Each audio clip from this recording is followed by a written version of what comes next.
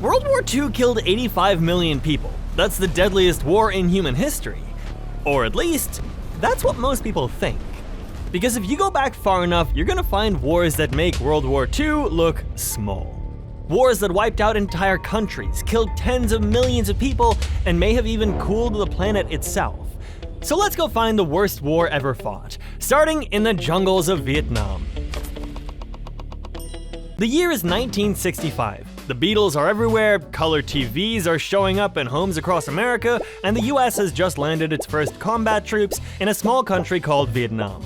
The war had actually been going on since 1955, but now America was in it. The crazy thing is, America had the most powerful military on Earth. North Vietnam had a fraction of the manpower and old Soviet weapons. This should have been a quick win. It wasn't. The war dragged on for 20 years. So America did what big militaries do when they're losing, they escalated. The US dropped 8 million tons of bombs on Vietnam. That's more than every bomb dropped in all of World War II combined. They also sprayed 18 million gallons of a chemical called Agent Orange over the forests. The idea was to kill the trees so the enemy had nowhere to hide. It also poisoned hundreds of thousands of civilians. 500,000 Vietnamese babies have been born with birth defects from it, and kids are still being born sick today, 50 years after the war ended. Then there was napalm. It's a sticky, burning jelly that clings to skin and can't be put out. The US dropped 388,000 tons of it.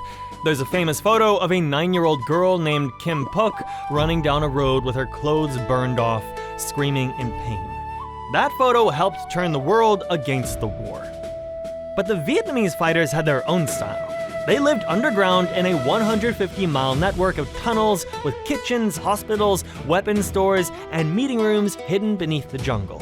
American soldiers, called tunnel rats, were sent into these pitch-black holes to clear them out. Most came back up changed forever, if they came back at all. Most of the dead never even picked up a weapon. In 1968, US soldiers walked into a village called My Lai and gunned down more than 500 unarmed villagers in one morning. Mostly women and children. About a third of the 3 million Vietnamese killed in the war were civilians like that. Soldiers on both sides got broken by it. About 58,000 Americans died in combat. After they came home, more US veterans died by suicide than were killed in the actual fighting.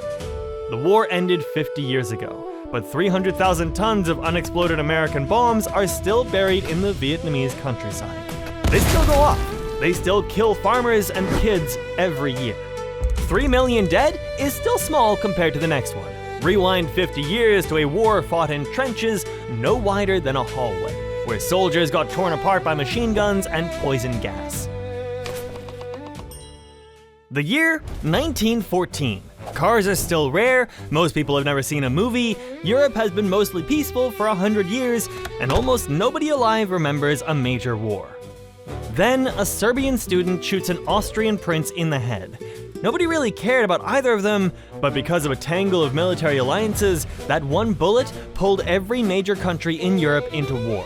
Within a month, 4 empires were fighting each other. Everyone expected it would be over by Christmas. 4 years later, 20 million people were dead. Here's why World War I was so much worse than anyone expected. The generals were old.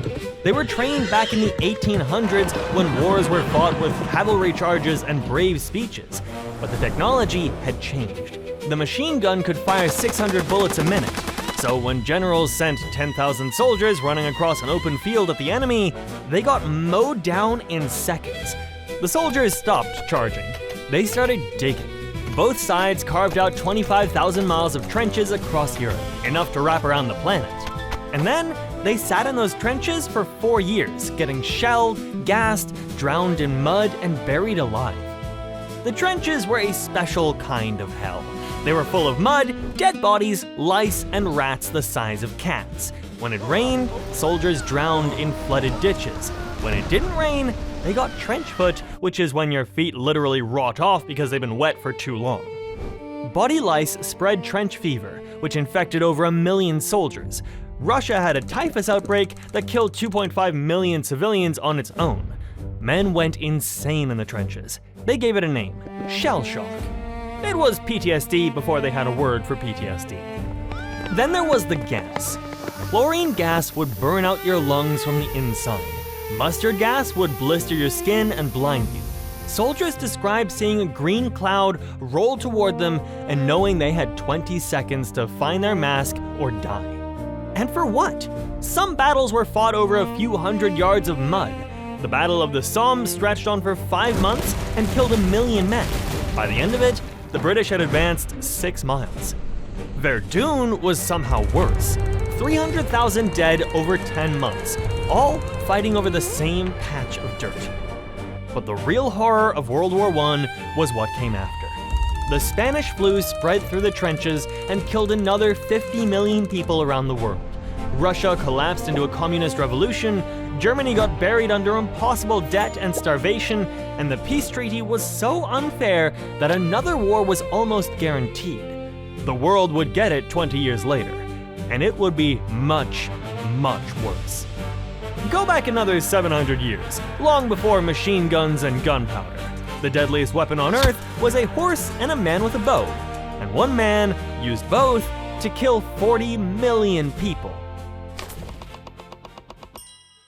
When the Mongols took the city of Urgench in 1221, they handed each of their 20,000 soldiers a quota: 24 prisoners to personally execute by hand. Do the math. That's almost 500,000 people killed one at a time in a few days. And Urgench wasn't even one of their famous massacres. By the way, we made a full video on the Mongol Empire. If this is your thing, go check that one out after this video. I'll link it in the description. The Mongols ran a simple system. Open your gates and live. Close your gates, and they would kill every person inside, including the babies and the pets, then stack the skulls into pyramids outside the walls. This was the Mongol Empire's marketing strategy. And it worked because they could actually back it up.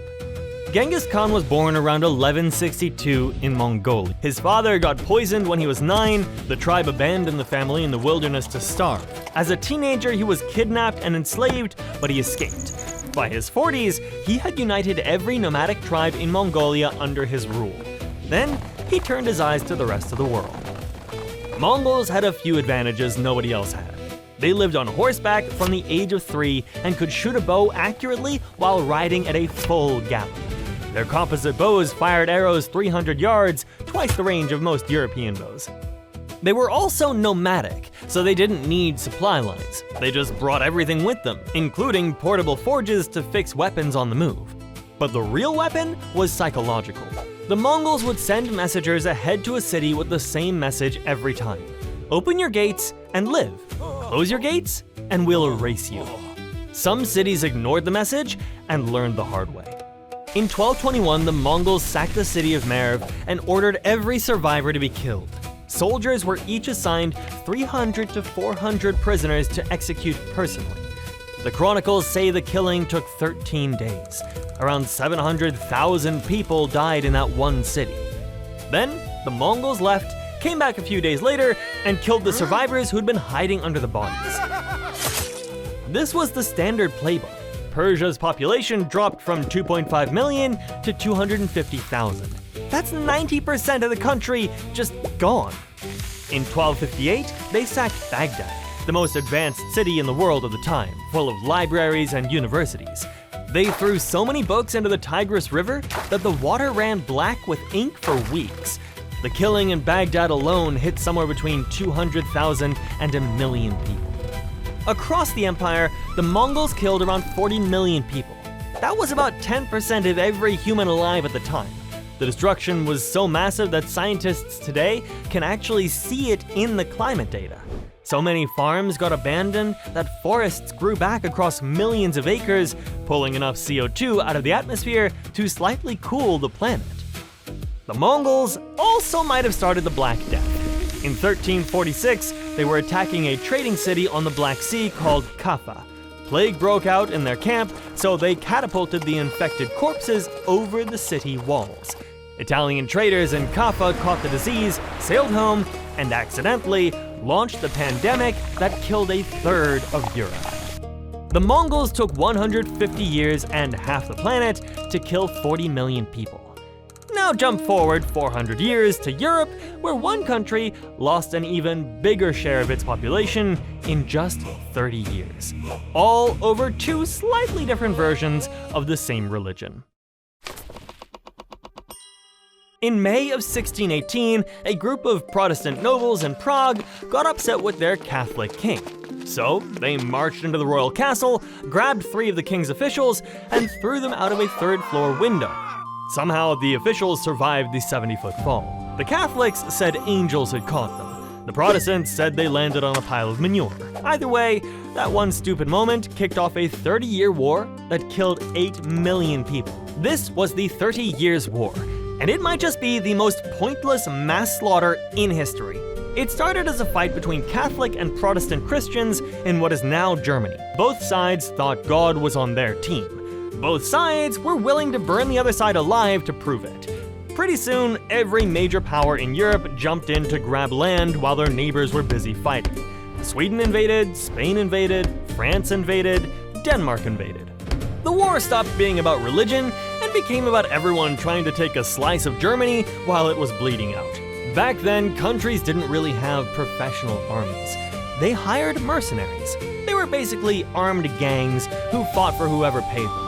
The problem was, nobody could afford to keep paying them for 30 years, so the mercenaries fed themselves the old-fashioned way. They robbed and burned their way through whatever village they were stationed in. Whatever they couldn't carry, they ate. A normal week for a German peasant might look like this. Monday, Catholic mercenaries take all your food. Wednesday, Protestant mercenaries burn your barn down for hiding food. Friday, a 3rd group of mercenaries shows up just to be safe. Saturday, you're either eating tree bark or you're dead. By 1630, entire regions of Germany had been raided so many times that there was nothing left to take. So the famine started. Then the plague started, because diseased mercenary armies don't really wash their hands. Combat itself only killed about 3% of civilian deaths. The other 97% died from disease, starvation, and dysentery brought by the soldiers. Wolves wandered into empty villages because there were no humans left. Starving peasants resorted to cannibalism, digging up bodies from cemeteries for food. By the time it ended in 1648, Germany had lost up to 40% of its entire population. Some regions lost 2/3. Cities like Magdeburg, which had been one of the biggest in Germany, got burned to ash. Only a few hundred people survived out of 25,000. The country wouldn't fully recover for over 100 years.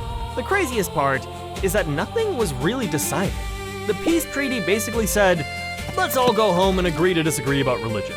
After 8 million deaths and 3 decades of suffering, the official answer was, fine, you do your thing, we'll do ours. But the war that killed the biggest share of humanity in all of history happened centuries before this one, in China, and almost nobody in the West has ever heard of it. His name was Hong Xiuquan. In the 1840s, he was a Chinese guy trying to pass the Imperial Civil Service exam. This was the test you had to take to get any government job in China. It was famously difficult, with a pass rate of about 1%.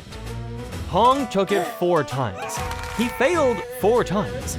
After the 4th failure, Hong had a complete mental breakdown. He locked himself in his room for 40 days and started seeing visions.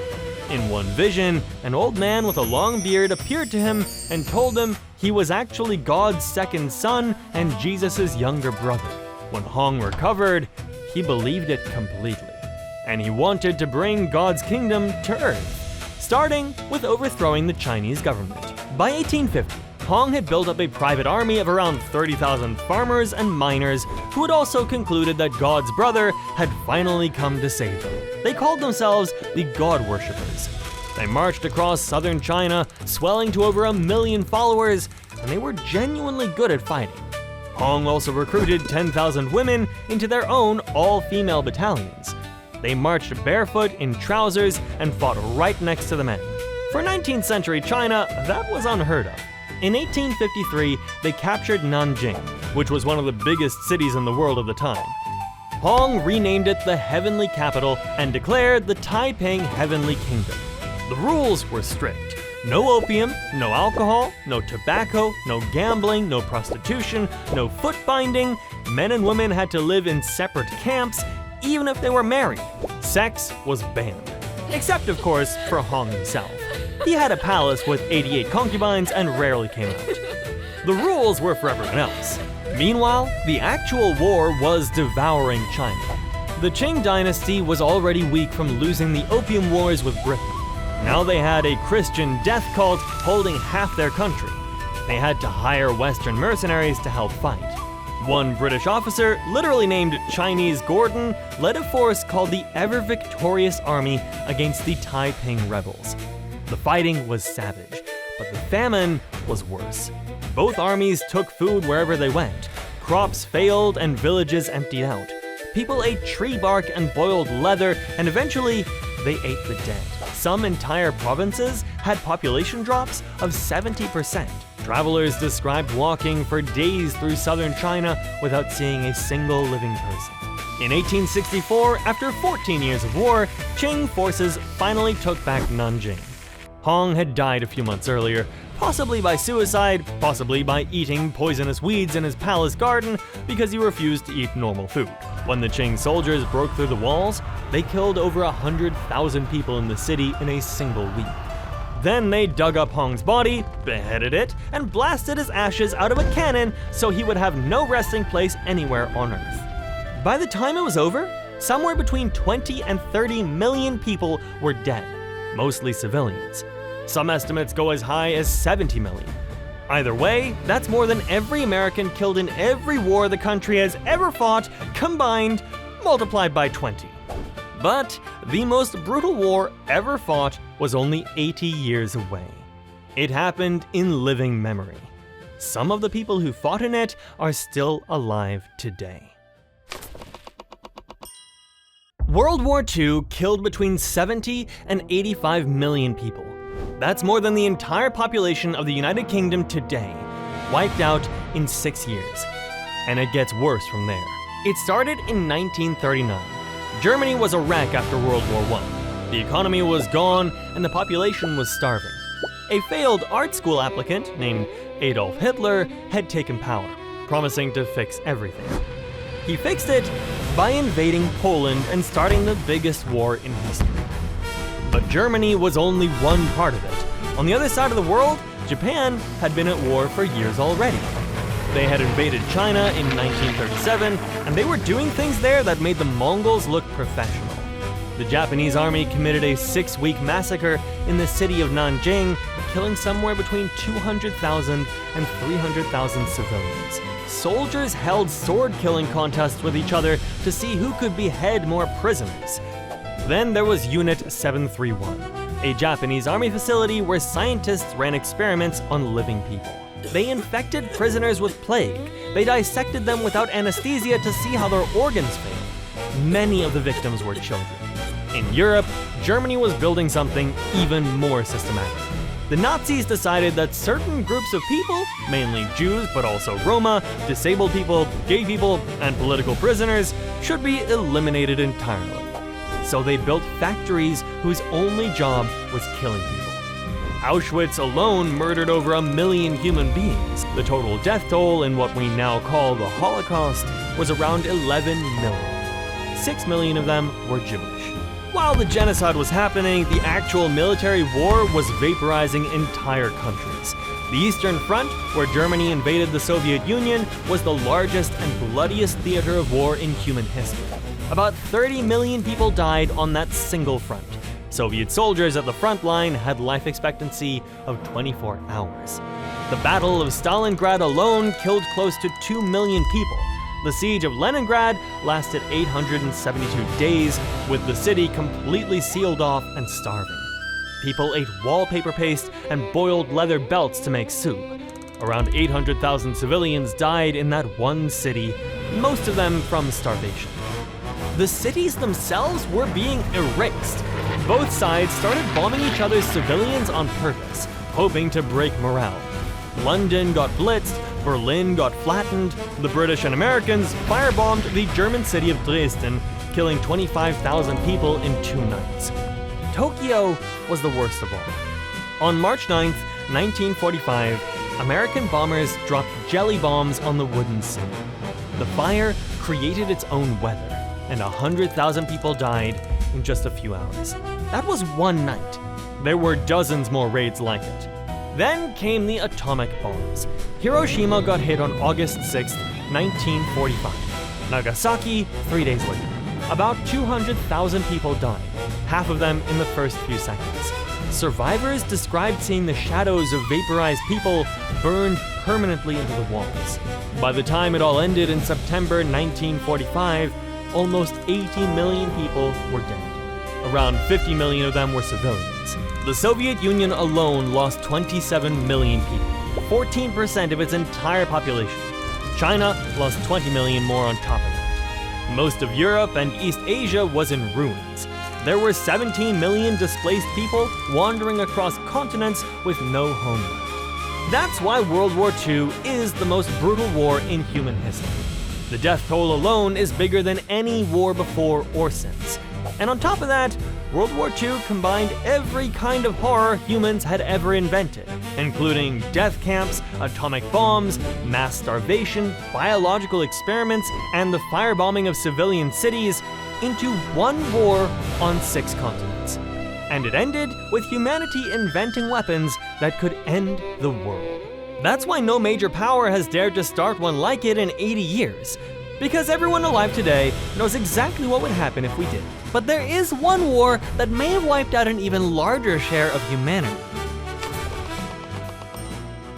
This war is called the Lushan Rebellion. It may have killed 1 out of every 6 people alive on Earth at the time.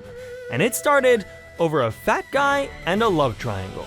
To understand it, you have to know where China was at this point. In the year 755, China was the richest, most advanced country on Earth. The Tang dynasty was running a peaceful empire of around 50 million people. They had paper money, gunpowder, printed books, and skyscraper-sized pagodas. Europe was still mostly mud huts and plague.